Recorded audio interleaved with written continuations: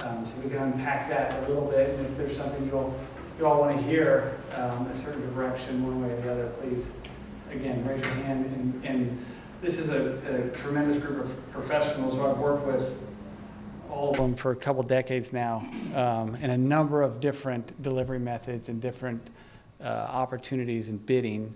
So there's a lot to talk about. So just want to throw that out there. JS Held, we are a construction advisory consulting firm.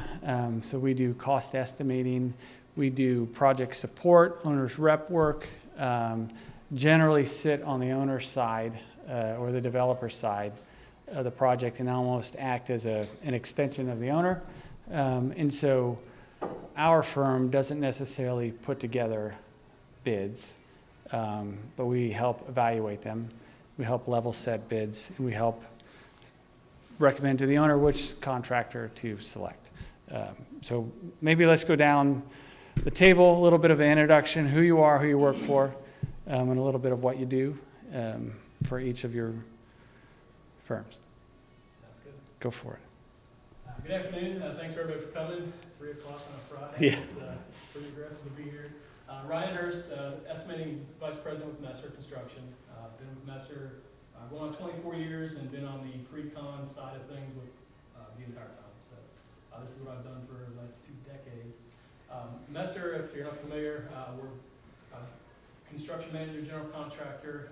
This year we'll do about $1.6 billion in place across Ohio, Indiana, Kentucky, Tennessee, and the Carolinas, North and South Carolina. The places that we kind of focus on are our key market segments are higher ed, healthcare, science and tech, and federal military. And with the developer focus today, I'd say at any given year, about 10% of our volume is with developer-led kind of projects. And that's really at a couple different levels. We work with developers as a general contractor, where we'll bid work and do packages. We'll be brought on board early as a construction manager, as a partner. And then we've also are on the investment side too, so we'll actually put skin in the game and be a part of the ownership team. So that's kind of where we live and my personal experience. And something that's a little bit different about you guys, I believe, correct me if I'm wrong with the other, Messer has a group that actually self-performs a lot of work, which is a little bit different than some of the other bigger outfits in town like Turner, Pepper. I can't remember if you guys self-perform, but you do a lot like concrete and general trades. And we have about 500-600 of our own trade employees, and mostly concrete and interior general trades kind of stuff. We do a little bit of drywall and other things, but mostly those kind of trades, operators, carpenters, laborers. Which gets into a little, back to the bidding, there's a little bit of nuance, like as an owner, in my past life, we would bid to Messer, and then Messer would ask us, hey, can we bid the concrete package?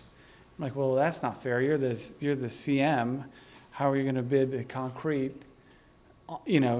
Also to, like, don't you guys have, we don't need to unpack it now, but we can talk about that later, and how do you handle, okay, how do I trust you're going to give me an honest bid against Lithgow and Baker and all the other concrete guys if you kind of have insight? So we don't need to unpack that now, but we can get into those conversations a little bit later. Sorry, go ahead. Jenny Zaring. I'm a senior estimator with Turner Construction. I've been with Turner a little over 20 years, a lot of years in operations, and now I've been in pre-construction for 5-6 years. So I work typically with owners when they're at a conceptual stage of design, and then help them track costs, budget their projects as they move through the design phase, and then help bid out the work once we get to that point. But we work with public entities and developers, and we work with developers in multiple different ways. Same as Ryan pointed out, sometimes we do pricing exercises for them, and then the project may move forward, may not. Or sometimes we're there with them as they're starting programming and moving through all of the design phases. Most of our work is healthcare, higher ed right now, and some mixed-use development. How's everybody doing? David Doherty, Vice President of Construction, Director of Pre-Construction for the Model Group. The Model Group, we are a developer. And general contractor, and property manager. So kind of wear a lot of hats. I would say about 90% of our construction is for either our own developments or other developers. Like 10% is third-party general contracting.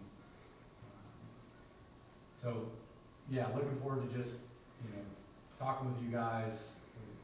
Again, I sit in your shoes a lot on the developer side of things, so happy to answer any questions. Tony Budke, Pepper Construction. So I oversee our pre-construction department out of the Cincinnati office. Spend a lot of my time on the operations side, but really enjoy the focus on, really putting together the whole budget up front. A lot on the pre-con side isn't just about an estimate or a dollar. It's about timeframes and how developers and different folks are going to execute the work, put it into place, and really try to focus on just making sure that we're looking at the whole picture. Pepper Construction, we're close to a 100-year-old firm. We're headquartered out of Chicago. We have an office in Chicago, Indiana, Milwaukee, Columbus, here in Cincinnati. So we've been here for about 15 years, and yeah, that's it. Great. Pause real quick. Are there any initial questions or anything that you heard that we want to dig into a little bit? I have some other questions we can get going on, but I wanted to open it up to the room in case there was. Okay, so one of the questions that kind of a place to start is, what are the key components of putting together a successful bid? And maybe we'll just start with Ryan and kind of bid preparation. And I know it's probably a little bit project specific, but if we can talk through, like, what goes through your mind as you're getting ready to submit a bid for? Yeah, and I'll probably take it back a step even Yeah, sure. earlier in the life cycle of that, and I think it really starts with project selection. And I'll say, when I started in the pre-con estimating side 20-some years ago, it feels like our project selection was going through a pile of Dodge reports. Those land on your desk on a Monday, you got a bid due in 2 weeks, right? So it's like a quick turnaround, not a lot of strategic thought behind it. Where we've kind of morphed in the last few years over my career is it's being a lot more selective, trying to get out in front and find the right projects, target the right type of projects, right type of owners, right type of scope, especially if we're thinking craft work stuff that we need to keep in front of us. So that's really where it starts on our side, is making sure that we're at the right project to start with, and we're not just going out and throwing darts trying to get a win. Yeah. But from there, it's a big process to put together a bid. It's putting together the right team. I mean, most of the projects that we bid and we pursue at that level, they're teams of people that are putting these things together. So having the right group of folks supporting you there, that have the right mindset, that they're trying to get strategic, get aggressive to win the work, win it at the right profit. That's important. And then along that way, trying to have as many good strategies to win it as you can. The other piece that on our side is that just throwing out invites and taking bids and putting them into a spreadsheet and turning in a number very rarely is a successful bid, right? You gotta have some ways to get there. You gotta work with the right contractors. You gotta have the right mentality on how you're gonna build the work to do it differently and to get some kind of advantage on it. So do you, when you're defining the project that you're going to target versus just going off Dodge these days, we want to focus on healthcare, and we're not, I mean, you have areas you avoid altogether? I would say we have And areas project that- size too, like we don't do anything under $2 million. We're too big. We're Messer, and We have those kind of conversations, but I Right. don't think there's a hard and fast on any Okay. of it, because there's always a reason that you would want to do a smaller project for the right client or for the right, even if you've got a younger project manager, sometimes those smaller projects are even better to help grow those skill sets. So, but those are the kind of conversations that we have when we're trying to put that targeted list of opportunities together that we're going to go after. yeah. What are you? We have no limit on the size. I mean, as far as small or large, we have a special projects division that typically works on 15 million or under projects. But I mean, when Turner's nationwide, and we have about 2,000 to 2,400 projects a year, and most of those, the overwhelming majority of those, are small projects under $20 million we have no limit on that, but as far as successful bid preparation, you know, if we are putting a project out to bid as a construction manager, you know, especially today, we are really focusing on getting awareness out in the market that this project is coming up. You know, for a bid to go well, we've been talking with contractors for, you know, at least a month ahead of time, if not longer. We try to issue bid forecasts to contractors to let them know what jobs are coming up, to build excitement for projects and to make sure they're aware of what the scope is gonna be. So, you know, contractor outreach, I think, is huge to make sure that you have a lot of interest in the project and you're getting multiple bids, so that you can, you know, better measure that number. But, you know, also you have to make sure that the scope is clearly identified and captured in every bid package that you issue, that every spec section is captured in every package you issue. So it does take a team a while to go through an estimate, the drawings and specifications, and make sure that there's no gaps, you know, when we go out to bid. Just to kind of piggyback on what you were just explaining, for new individuals in the room who have construction companies that may not be of a larger scale, what advice would you give to them in particular, any of you actually, give to them in particular for them to be competitive in order to win that contract? To win it to like the CN, to these guys. Yes. Yeah. Yes. Well, I mean, I think definitely the connection. So we need to make sure that we're connected and we know you and you know us. And, you know, just kind of keep that connection. I mean, there's a lot of relationship building, but a lot of things that we issue out to bid, we use Building Connected. So, you know, make sure that you've got an account with Building Connected so that you can receive that information. But it's really relationship building, reaching out, hey, what do you have coming up? Or, hey, can I come in to meet you guys? I mean, in our department, we have contractors in a lot where we just do, you know, a lunch. They meet our entire pre-con department, we meet them, and we talk about how we can help each other. I'm going to skip model for a second, and go to Tony, because On which you're subject? different. On this one? Yeah, on this subject, that one or just this overall? Yeah, I mean, I think, you know, on your subject, I would echo. I mean, a lot of what we do is based on relationships, you know, for anything in the room. And I know sometimes our companies may seem large and unapproachable, but, you know, we need smaller contractors and we need larger subcontractors. And, you know, we all have our own place in the marketplace, and every subcontractor in the room, they have their place. You know, and sometimes I think my biggest struggle with newer subcontractors is, you know, sometimes it takes time to find that right opportunity. You know, it's not always going to be, you get the introduction, and 2 weeks away, we've got that job that's going to marry up. But, you know, that onus is a two-way street to continue to build the relationship and stay in front of us to go in that direction. If that helps. Yes, definitely. Yeah, go ahead. In terms of smaller contractors, because bidding incorrectly could be devastating for their business, what sort of risk parameters should we be taking into account when bidding on a project? Man, that's a loaded question. Oh, my gosh. You know, because you may want to, Pay? sometimes they. I mean, can you go a few months without getting paid? I mean, that's a risk. And sometimes these projects, for better or for worse, you know, the owner, I mean, I've experienced this as on the owner side, you know, and as a business owner one time, that's a huge risk. Like, you don't get paid for 90, 120 days, sometimes longer.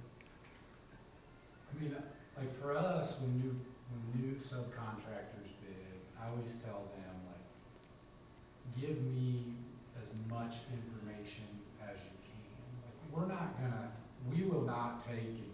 If you were to give me a bid at $100,000 and for drywall, and I've got 4 guys at 400, I'm not gonna burn you. I'm not gonna take that number. I'm not gonna carry it. I'm not gonna hire you. Like, there's some ethical things that at least I know that we as a group would not do. And like, we're not gonna take numbers that are gonna put people out of business, especially when we know they're smaller contractors.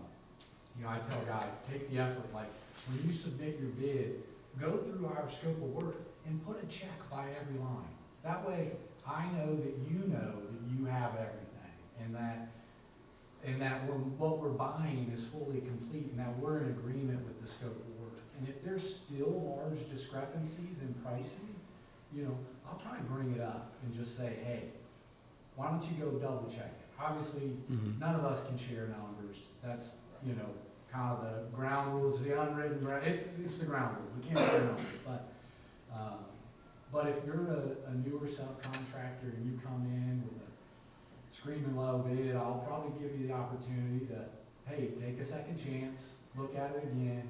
If it's still really low, I'll probably just say, I don't think you want this one at this price.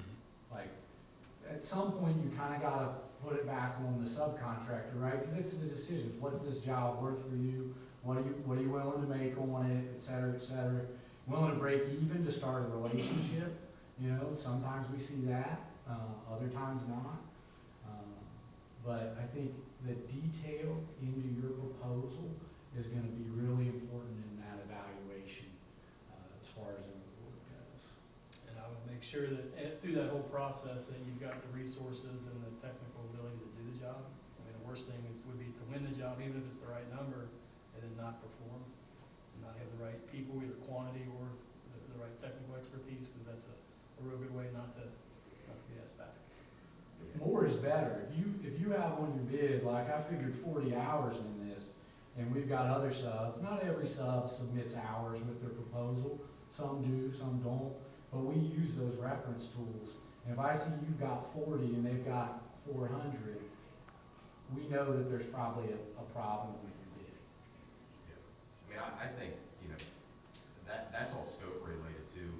You know, when we find a lot of issues, you know, we get through the scope, we've got to confirm, it's that next step. Do you understand our contract?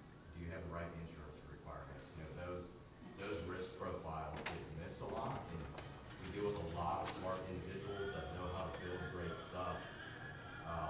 But, you know, it's that other side of the business. You know, do you have a safety program? Can you go through our pre-qualification program? And again, I go back, you know, yes, we're large firms, but we all have people in our firms that are here to help.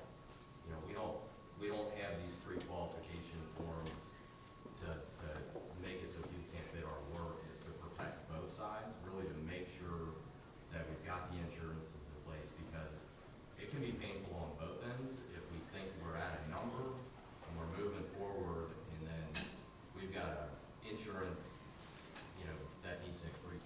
Maybe you need to carry more insurance than you're used to. You know, who's going to carry that burden? You've maybe already made the agreement, and, you know, shame on everybody for not flushing it out, but it's outside of the drawings what risk is there that everybody's got to pay attention to. Thank you. You mentioned a couple things, and we were talking about successful bidding, and ironically, the people part of it was a good part of the conversation. And I think a lot of times we have this perception that bidding is just a number. You got a low bid or best bid, you know, do we have the scope, do we have the quantities? How much goes into the planning of the people? You mentioned putting together the project team, like how much effort and thought is the right team? It's huge, especially if we're bidding a large public project. Yeah. You know, we're at risk on that whole number, but 85–90% of that job, we're subcontracting out to our partners, and if they fall down, that obviously is bad on us. So that's, having the right team is, and through that bid process, getting aligned with that right team is huge. More or less than the number. Well, you don't get the job if you don't have Yeah, that number a lot right. of times, so that, I couldn't say either more or less, but Yeah. As we would important. much rather not get a job and be a little high with the right team than get a job with a low number and have the wrong team. Yeah. Yeah, and I would also add on to that as far as preparedness and getting the right team, you know, we make sure when we're bidding a project, we have already built the job on paper through our estimate. We've developed a schedule at that point, and we also have developed a site logistics plan, because we need to know how long is this gonna take us. You know, if you're bidding the work to us, you wanna know about what time of the year am I gonna be doing this masonry work? Is it winter? That might not work so well. And, you know, you wanna see the site logistics plan. Do we have room for staging? Do we have room to do the work that we need to do? Where's the crane gonna be? So, you know, a lot of planning goes in with the right team in order to get that number. We've already built the job somewhat on paper. Now we're looking for partners to help us. Is there any software that you can share that will make that number, that suite number, easier to access?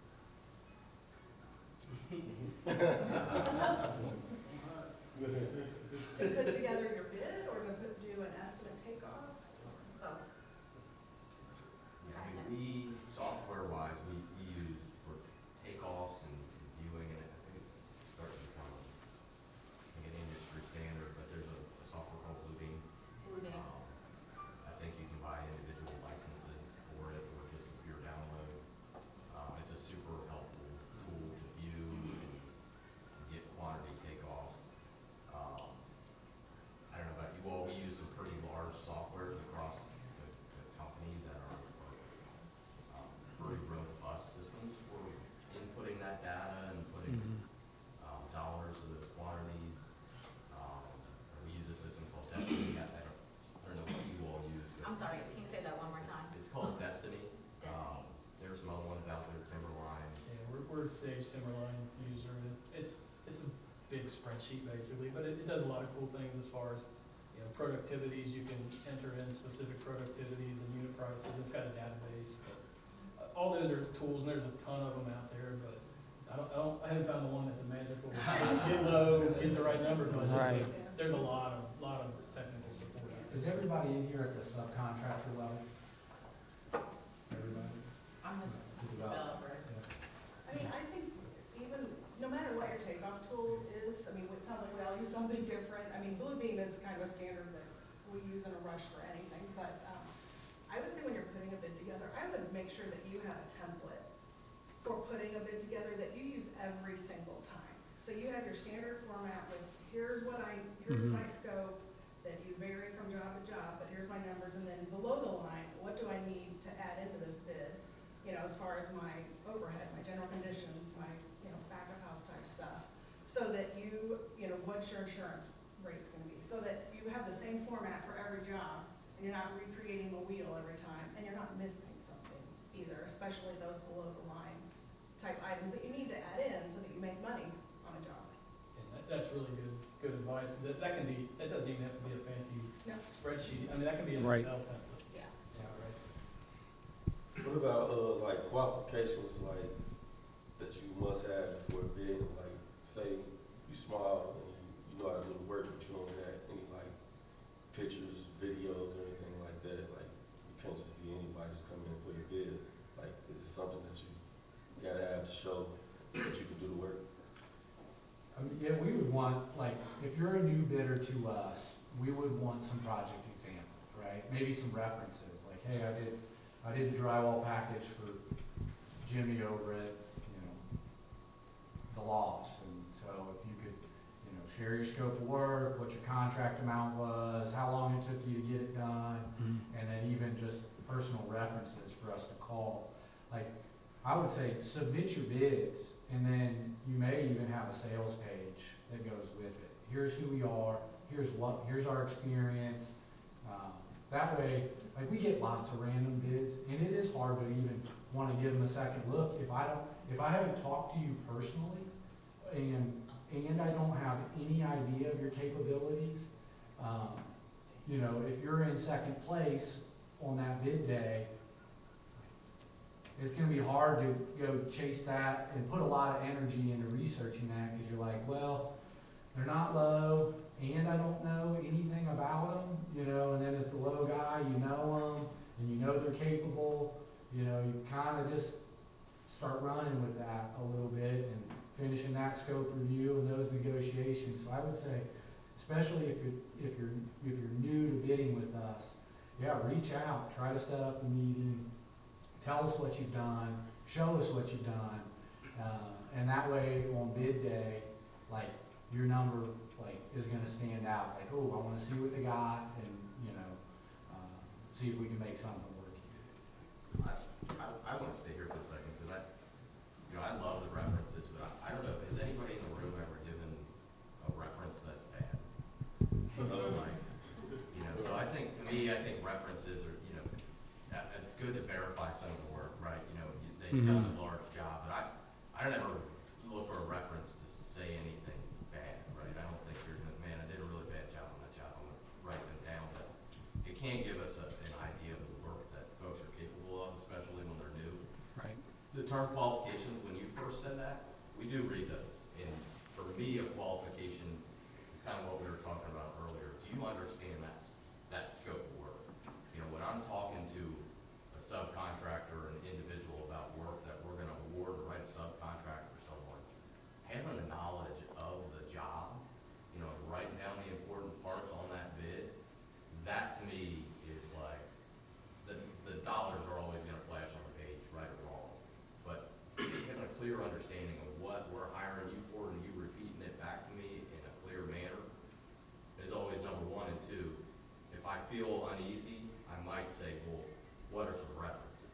But I always know you're gonna give me a reference that you've got a good relationship with. Yeah. So I'm going to jump in and kind of add to that, and then I know you got a quick question. In my past life, when I worked for 3CDC, so it's a little different, but we were evaluating, people were bidding and pitching to us, not at the subcontractor, to the GC, but it's a similar experience. Your interactions with whoever you're bidding to, whoever you're courting, if you will, at the end of the day, if it's pretty even, like I was always impressed by the people that knew the job well and just demonstrated, I took the time to know the job. Don't hire me because I'm great at drywall. I'm great, but I also want this, and I spent, and it's pretty clear for the people that take the time and articulate and can demonstrate knowledge. But then all the interactions, the email interactions, if you're going to issue an RFI, if you're going to submit something, if it's just that next level of sophisticated, to submit it save it as a PDF in an attachment versus kind of a loose email, because I'm thinking, okay, these people are organized and they're diligent and they kind of take to the next level, do things right, versus just kind of winging it on emails, at whatever stage you're presenting. That always impressed us. And then the people that would come in and they would try to win some big job, Washington Park or whatever, and we would have contractors come in with like this big showy pomp and circumstance, thinking they're going to be flashy, salesy. And another group would come in and they just knew the job. And they're, okay, this is how we're going to build it. We did this. And we're like, man, we want that guy because they know exactly what they're doing. I don't care about the flash. So owners are different. People select people differently, but at least in my past life, I was always impressed by like just dedication and knowledge and demonstration of that. And then professionalism the entire way. All right, sorry, you had a question? I know you did too. Yeah, I just want to introduce myself as Joe Glisson, JTL Electric Incorporated. We are a small minority business who specializes in electrical contracting. We check all of the alphabets, SBE, MBEs, BFBEs. And so, we are trying to build generational wealth for the grandchildren so that in 20 years, they can step into a business. And how do we do that? That is the most difficult question to answer in terms of trying to get projects in order to build that wealth, right? I'm a member of the Turner Construction cohort, right, where we're going through this 16-week course to learn and to be able to answer some of those questions that we are presenting tonight. The thing I want to ask the panel is how do I build that familiar relationship? That's the tough part. I don't know you, you don't know me, but how do we bridge that gap in terms of how do we get together to break bread? And then, more importantly, I'm not trying to win these enormous bids. I want to get that small stuff. I want to be able to build with you. I want to be able to show you what I'm capable of doing. And that, to me, will strengthen that relationship. So that when an opportunity comes along in the future, the $40,000, $50,000, $60,000, which is not a very big job, but hey Joe, take this one. That's where I'm at with that. How do we get into that little nutshell to get cozy with one another so you can get familiar with me and the quality that I bring to the table? Good question. I mean, we can schedule a lunch after this. I like that one right there. Yeah, I mean, really, like, 'cause, I mean, all of us are probably saying, we all probably don't have, like, $40,000 electrical packages that often. Once or twice a year, we'll have a small package, but just the fact that now I know that you're a source for that, right? Because I do have a lot of electricians who aren't gonna, who I work with on a day-to-day, who aren't gonna chase that $40,000 electrical package.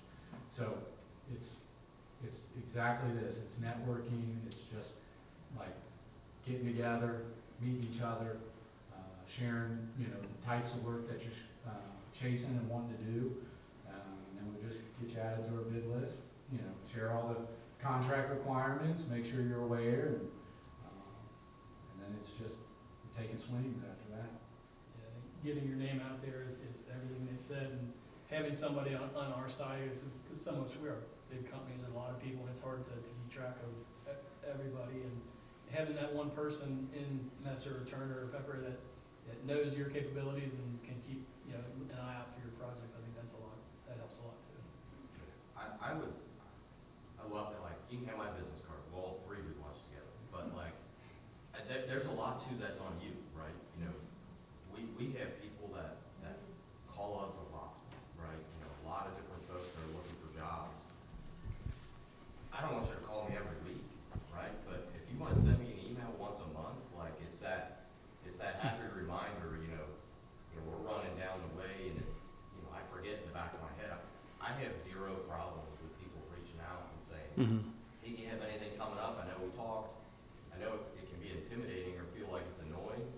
I can tell you, I'll tell you if you're doing it too much, you know, and it's like, hey, you know, maybe bring it back to not daily, let's do the month, you know, or we can just do some touch bases, you know, but, you know, we all are large enough companies that we have groups that work with subcontractors like this. You know, we have a free ball program that you can get into, get that out of the way, it checks some of those boxes that I was talking about earlier, you know, but, I mean, it's a relationship game, staying in front of us. I've seen a lot of subs partner with larger subs, right, and just kind of roll into a larger package, whether it's drywall or concrete, or, I mean, see it all the time, you know, and, you know, maybe find a big contract, United or ESI or somebody, and say, hey man, let's partner up, and I'll put all the lights in this room, you know, I got all the hallways, you know, and so United wins the contract, but maybe they sub out, and you start to build a relationship, you know, that way. I've seen that, all kinds of trades, you know, over the years come up under You've heard some. about it. Yeah, that's right. I You haven't seen it. or know anyone that has had that experience. Really? Jostin's a pretty good example. I mean, they're pretty big now, but they, you know, they've had some. Terex was kind of under Messer for a while, and they kind of got out. And Triversity and some others have had some pretty strong partnerships. So it's possible. I'm not saying it's common. Yeah. I hear you there. It's not very common, but But One again, option. if you introduce yourself to the right, we can help with that introduction of that. yeah. We can always help push that forward. I mean, on the Turner side, fill out that pre-qual form, go ahead and do that, that can be done anytime. But Kristen, who you know through the Turner School of Construction Management, she is our amazing resource that reach out to her, she can help connect the right, you know, you to the right person for this type of job you wanna do. I mean, very helpful in connecting you. And, you know, we also do workshops where if you need help filling out the pre-qualification form, you can come in, we walk you through it. So, you know, tapping into resources like that helps get you on the list and helps us know your name and think of you when those opportunities come up. Mm-hmm. How long do you leave opening your RFPs for application? For a specific project, it depends on the size of the project. Usually those are a couple week kind of time frames, usually 2 to 3 weeks, maybe 4 on a bigger package. And you said that you post them across the board on Building Connect, is that what it is? Building Connected, that's what we use to issue invitations, and that's where all the documents can be found. And you can also check, am I bidding or not bidding, not interested. That's what we use. Sometimes it depends on the owner, but I would also. We also use Building Connect. Okay. All right, I know there's a couple questions. He just told me we got to wrap it up in like 5 or 10 minutes, so, which I thought we were going to 4:30, but apparently not. So I want to make sure we get you guys yeah, the opportunity to ask. I probably, maybe the black sheep in the room, literally. Because I had a painting construction a number of years ago and had a hard time after taking the Turner classes and being certified with ABCD certifications, and found that none of those were the doors that I needed to open, and even bidding on several Turner projects at ACI and so forth. And I think if I asked you now, you all sit there, how many black contractors and or primes or subs do you all have on your projects currently? I couldn't answer the quantity of contractors. I knew from a percent, we had several. Our percentage wise, usually our goal across the company is in the 15-20% of our total volume, so you can do the math there. Dollar wise, what that equals up, but Dollar right, I'm sorry. 20% of 1.6 billion, so $300-400 million worth of. Okay, because I know federally, and there's certain requirements in terms of some of the projects where you have to have a certain minimum, and I know Cincinnati might be a little bit difficult meeting that, but I find that relationships, as this gentleman was talking about, has not been forthcoming by your prime subcontractors in this region. It's just an overall historically, not that I'm that old, but historically. And I just think that that has been an issue. And so when you talk about relationship building, you typically are not in a circle where those are chosen from. And you typically have the same people being chosen over and over. I found that out. Yes. Can I phone a friend? And Kristen, do you want to weigh in a little bit on that? And some of the community meetings we've been having and things like that that might be helpful? Yes, so I will say, hi everyone, Kristen Smitherman-Voltaire with Turner Construction. My role is Community and Citizenship Director. And a lot of my role is to be that connector between, especially our underrepresented business community and the company. I've been at Turner for 5 years, and my first 2 or 3 years really was understanding the market and what we currently were doing to engage with underrepresented businesses, and also where some of our gaps were. And so through that, we had a lot of conversations with different contractors and found that while we were having some challenges internally, some of our processes were a little arduous. We weren't necessarily getting bids from contractors, but there were a lot of different reasons for that. And so we really did completely rethink and revamp many of our programming, including our Turner School of Construction Management, but also the ways in which we engage with contractors. So for the pre-qualification process, for example, we now have every second Tuesday pre-qualification hours at our office to help walk businesses through completing that process, because we were finding that some were starting the pre-qualification process, but for one reason or another were getting stuck at certain points and weren't getting the support they needed to complete it. And some of it was just based on unfamiliarity with the process or not necessarily fully understanding the documents needed. The other piece was really making sure that we are honest and forthcoming with businesses around the opportunities that exist for them. So there may be opportunities to directly contract, but more often than not, we're finding that many businesses may make more sense at a sub-tier opportunity, and making sure that those connections are happening.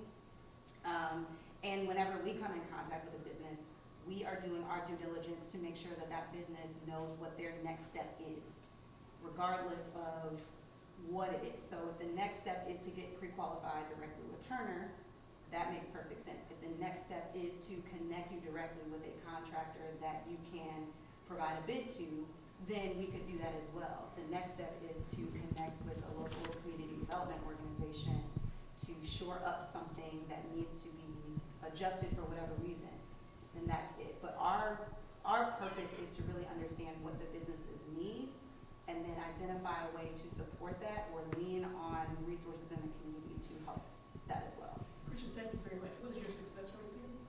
So our success rate, we've actually, in 2023, we spent $31.1 million with underrepresented businesses. That includes minority-owned, women-owned, and veteran-owned businesses. We are continuing to increase our contracting with underrepresented businesses. However, we need to do more. And so that has been our challenge. And what I will also say is, we internally are working through both our procurement process and our project teams to make sure they are on the same page about what some of the requirements and or expectations are around being more engaging with our diverse business community.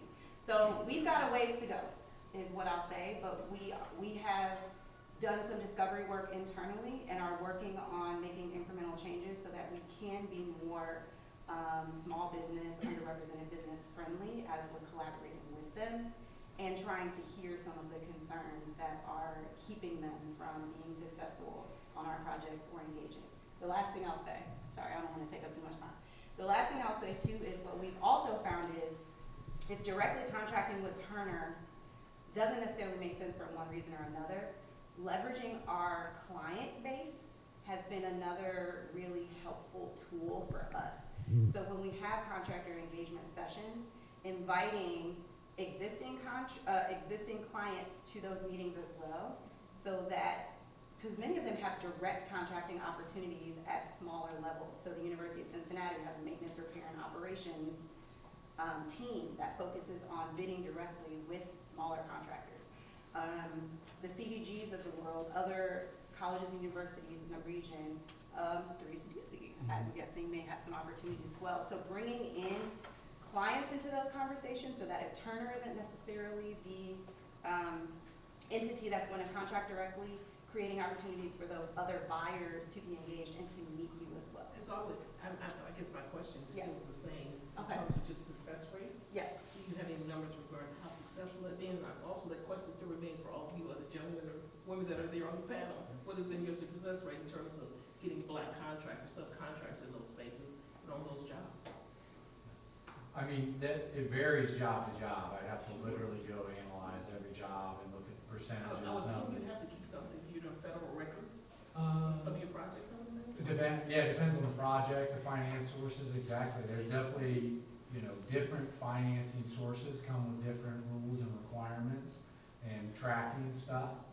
I don't have my computer here, so I don't have all that data in front of me to go through each job and tell you.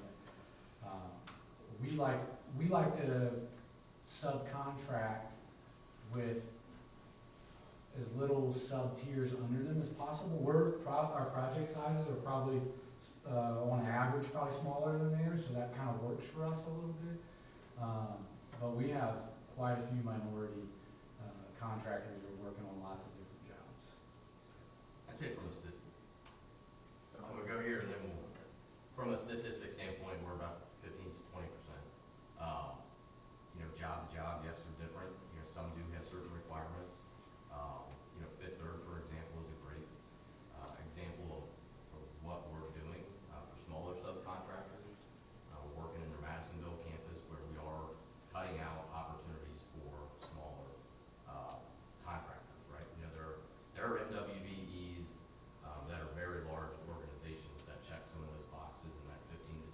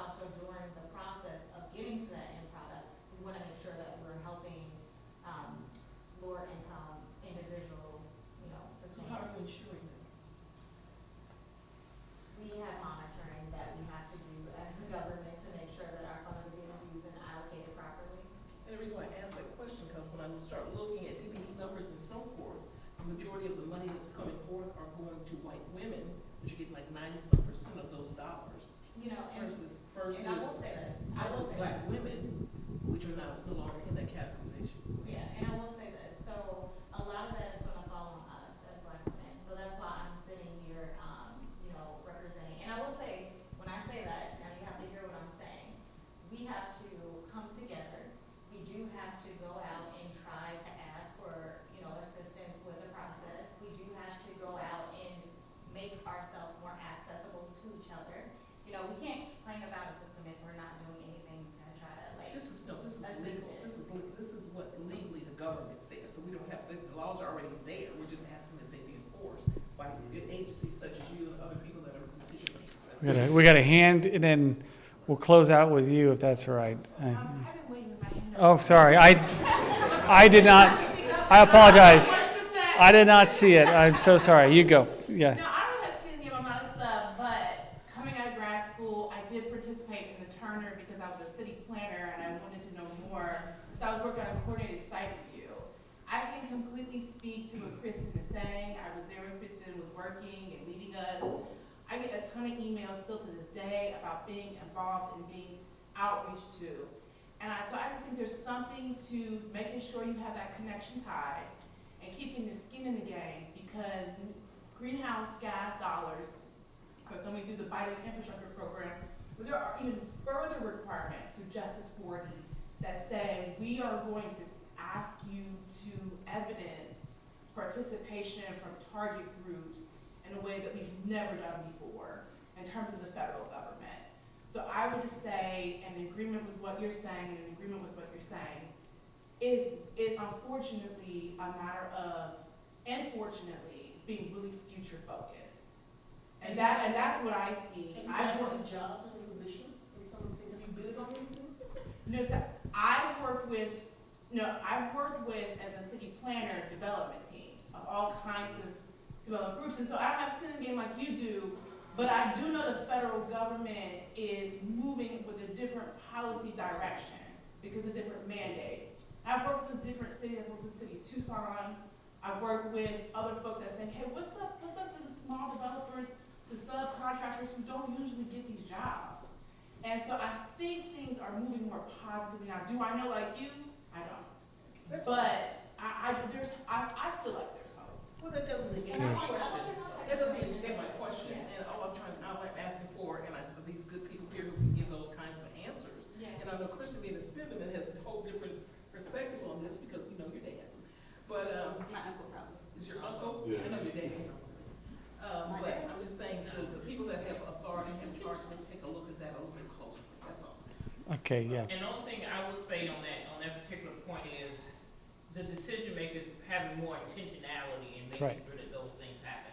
I think that's where it falls through the cracks, even though you have a Christian who's here that's helping making that, but the actual decision makers, if that's not on the forefront of a lot of their minds, which is why it kind of like has to be put off to her because it's not on the forefront of your mind to be like, okay, what are we going to do to make sure that these things are happening? Now, I am a construction safety specialist, and I know I'll probably be working with the smaller contractors, but what type of things do you say that would be good so that when a contractor comes to you, that they're in good shape as far as safety goes to make sure that they're working good with you all so that you don't have any problems you have out here, third and fourth tier contractors, and I'll get with you. All right. I got in trouble again. So let's do. All right, you do short, and then we'll wrap it up. Yeah, they keep So yelling I at. currently do residential real estate. Yes, right. I'm not in the commercial space. I wish to one day eventually upscale to that point. However, one thing that when we're talking about networking and collaboration, a lot of areas of opportunities for black businesses is why everybody's talking about, I am this contractor. A lot of times we don't get the contracts because we don't have scale and we don't network amongst each other to come to them and say, hey, my business can have this many employees now. So sometimes we're losing out on jobs because you only have 5 employees or him. He has 25, he has 15, but together we could get that contract. We have scale, we have the expertise, and we can execute. So a lot of money we miss out on a lot of money while we're talking about networking with Messer and Turner and all of them. Part of that, if you want to build scale, you're going to have to network with Amongst others. each other. SBAs in order to get to where you're trying to get to. And until you get to that point, you're not gonna be able to make the kind of money, the generational wealth, that you wanna, make. And I can tell you, because I originally started off, worked 20 years, at Fidelity Investments. So I come across a whole lot of people, and I can tell you, the people at the top are collaborating. It's the people at the bottom that are not. And that's a big difference in why there's such a wealth gap as well. Yeah, so you do electric, you get somebody that does plumbing, you get somebody that specializes in flooring and bathrooms and kitchens, and you come together, you bring your wealth together, and then you go to them and you try to get that bid. Well- Don't try to go by yourself. I mean, you can, but the likelihood of getting it is higher when you come together. I That think was my point. there is still a really good point that you raised about the allocation of funding Decision makers, and top down. decision-making. It's And also what we consistently see is a disparity as far as Absolutely. the spending, right, of dollars on projects. And it's a very valid point. Yeah. And so I think that's why we have these events. That's why we attempt to identify and solution build around those Yeah, I'll challenges be and heading issues. 2024 home. We had $1 million left over from 2023. That is not my goal this time. That's why I'm sitting here, in order to make those connections and have quality applications more than just a Q&A. Doing something similar to what you're doing, where I take each developer one by one and looking over their application and make sure that they're completing, good applications that make sense, that, we can actually award money to. Essentially. Can we connect afterwards so I can get your information? Yeah, that's probably a good segue maybe to kind of wrap it up. Thank you, guys. Speaking of networking, they are encouraging us to go upstairs and do just that, network and drink. So thank you, guys.